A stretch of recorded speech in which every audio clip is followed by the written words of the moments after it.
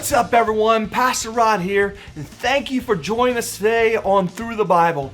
In this series, we are walking through the books of the Bible to help provide literary and cultural context to help you become educated readers of the Scriptures. Now, we are currently in the Minor Prophets, and today we are going to look briefly at the book of Micah and the minor prophet Micah. So do me a favor, grab your Bibles, open your Bible apps, and look with me at Micah chapter 1, and we're going to begin right at verse 1. Are we there? Micah chapter 1, verse 1. And it says this. It says, "The word of the Lord that came to Micah of Moresheth during the reigns of Jotham, Ahaz, Hezekiah, kings of Judah, the vision he saw concerning Samaria and Jerusalem." Well, think about this, that this must have been a very productive time for the prophets. Why? Because Isaiah is during the time of the reigns of Uzziah, Jotham, Ahaz, and Hezekiah. Right? Micah is right here during Jotham, Ahaz, and Hezekiah. Hosea is also during Jotham, Ahaz, and Hezekiah. And so there's a lot of prophets that are operating during this time, and they're all really significant prophets. Well, think about this. Why is that?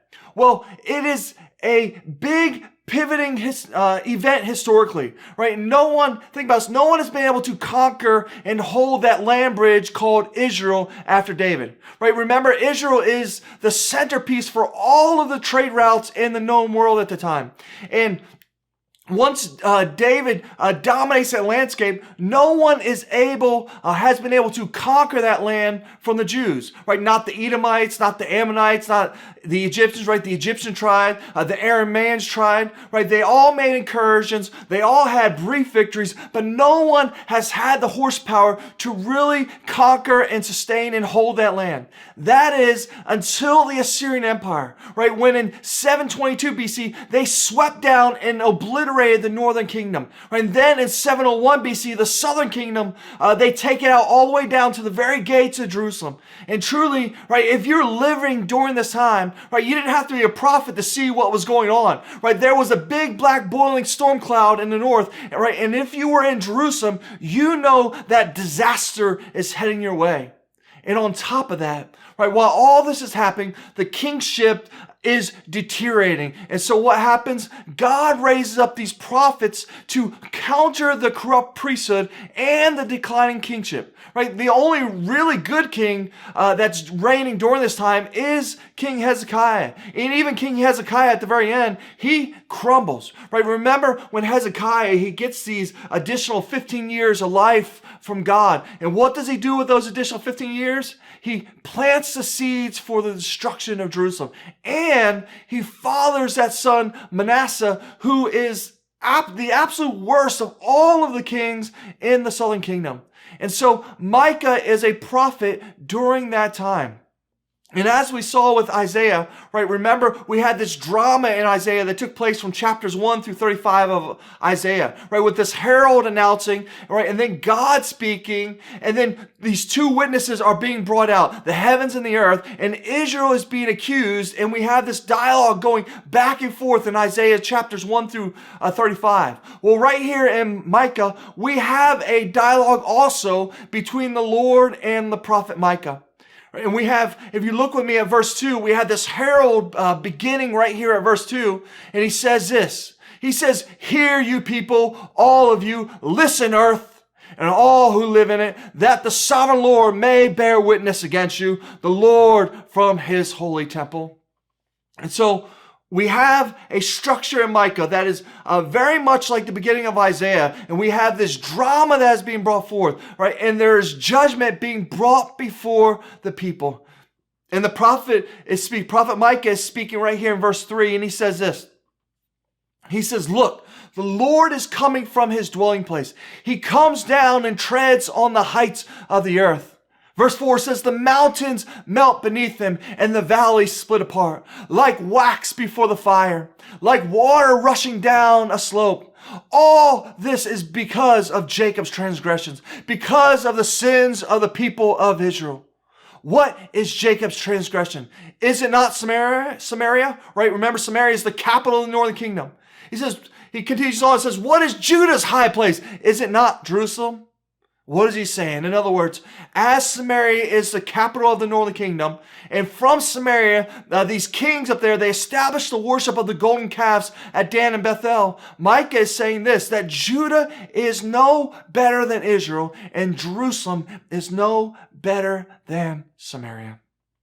Now in verse 6, the Lord replies, and the Lord says this. He says, therefore, I will make Samaria a heap of rubble, a place for planting vineyards. I will pour her stones into the valley and lay bare her foundations. All her idols will be broken into pieces. All her temple gifts will be burned with fire. I will destroy all her images, since she gathered her gifts from the wages of prostitutes. As the wages of prostitutes, they will again be used. And so this drama goes on. And the main message of the prophet Micah is very similar to Habakkuk. And remember, Habakkuk is a prophet with a question mark for the brain. And Habakkuk says this. He says, I look around me and I see injustice, I see violence, I see all these terrible activities going on. And you, God, he's pointing at God. And he says, apparently you do nothing about it. Right? And if you are this all-powerful God, this all-knowing God, this all-loving God, Habakkuk says, why don't you do something about it? Right? That is Habakkuk's argument. And remember what God answered? He said, look at the nations and watch and be utterly amazed. For I am going to do something in your day that you wouldn't even believe if you were told. God will do something. And we'll see that when we get to Habakkuk. But the question is this, is what does God require from us? And that's the question that Micah answers for us. Micah answers that question in chapter 6, verse 8. And so think about this. As this drama is developing, right, with this dialogue between the prophet Micah and the Lord is condemning Israel, Micah says this in chapter 6, verse 8. Turn there with me. Micah 6, chapter 6, verse 8. He says, he has shown you, O mortal, what is good. And what does the Lord require of you? Oh, it's really simple, he says. He says to act justly and to love mercy and to walk humbly with your God. Right? That is so boneheaded simple. It's still, you don't get it's what God says. And even if you do get it, you're not doing it. And so what is it that the Lord requires? He says to act justly, to love mercy, and to walk humbly with your God. And so right there in the middle of this drama, right, this drama that extends to chapter 7 of Micah, we get the main message of the book of Micah. And what is it that the Lord requires of you? We get the answer right here in chapter 6 and verse 8. He says to act justly, to love mercy, and to walk humbly with your God. And that is the prophet Micah in a nutshell. God bless.